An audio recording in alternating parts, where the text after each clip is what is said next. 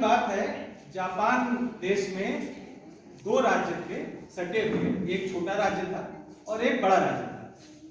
छोटा राज्य जो था उसके पास सैनिकों की संख्या कुल 5000 थी। ये राजा था वहां का, छोटे राज्य का। ये राजा जब जानता है कि उसके राज्य पे आक्रमण हुआ तो वो क्या करता है, अपने सेनापतियों को दरबार में बुला लेता है। सारे सेनापति आ जाते हैं और आते ही कहते हैं, महाराज हमारे पास मात्र 5000 सैनिक हैं और 5000 सैनिकों से हम 50,000 सैनिकों का मुकाबला नहीं कर सकते।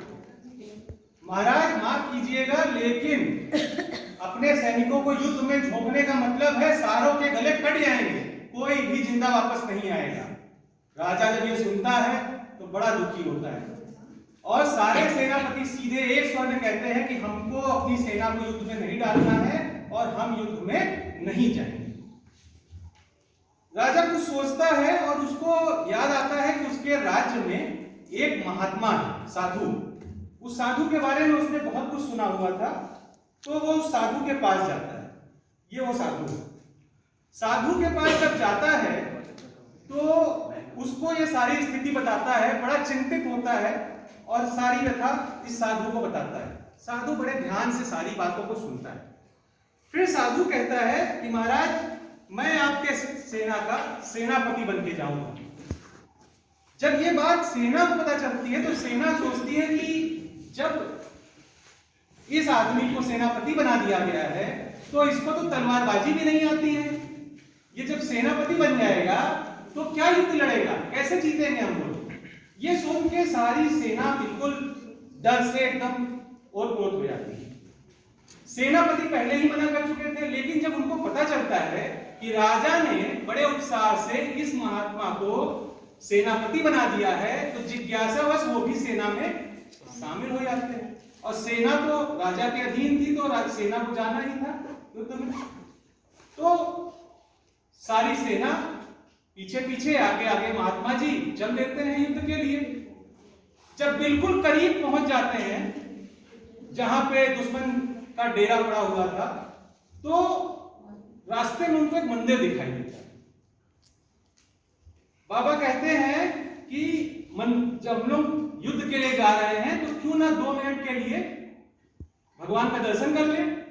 सारे सेना के सैनिक सब इकट्ठा हो गए और जा करके भगवान को नमस्कार करने लगे और पंडित जी जो है ये अंदर चले गए, पूजा वूजा करके आए और लोगों से बोला कि अगर भगवान ने इशारा कर दिया तब तो हम युद्ध में जाएंगे, अन्यथा हम सब वापस लौट जाएंगे। तो सारे सैनिकों के जान में जान आई कि भगवान चाहेगा तभी हमको युद्ध करना है, अन्यथा लौट जाना है।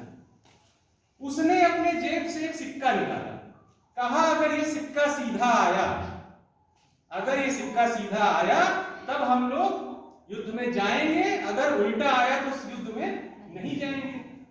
बाद देखा तो सिक्का सीधा आया। सीधा आने के बाद सारी सैनिक झूम उठी और साधु के तो कहने ही क्या, वो तो उछल पड़ा, अरे हम जीत गए, हम जीत गए, हम जीत गए। जहां ये उसने चिल्लाया सारी सैनिक एक साथ हम जीत गए, हम जीत गए और लेके तलवार कूद पड़े सैनिकों के साथ पूरा। इस साधु की बुद्धिमानी से युद्ध जीत गए।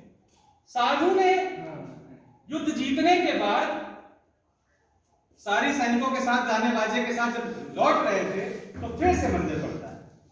अब जब मंदिर पे आते हैं तो कहते हैं क्यों ना भगवान को दोबारा नमस्कार किया जाए, क्योंकि हम लोग उन्हीं की कृपा से जीते हैं। जब उनके पास आते हैं नमस्कार करने के बाद फिर से सिक्का निकालते हैं और कहते हैं ये देखो, ये बनावटी सिक्का है, इसमें दोनों तरफ सीधा ही सीधा, इस सिक्के में दोनों तरफ सीधा है। आप लोग अपने आशा की वजह से जीते हो। आशा से भरा हुआ व्यक्ति कोई भी युद्ध जीत सकता है, लेकिन निराशा से भरा हुआ व्यक्ति कभी नहीं जीत सकता, वो डर में ही समाया रहेगा।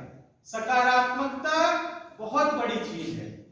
इस कहानी से हमको ये सीख मिलती है कि कितनी भी विषम परिस्थितियां हो, हमें अपने सामर्थ्य को तो देखना ही चाहिए, उसके साथ में आशा की किरण नहीं छोड़नी चाहिए। एक किरण उम्मीद की आपको कितना बड़ा जंग का मैदान जीत के ला देती है।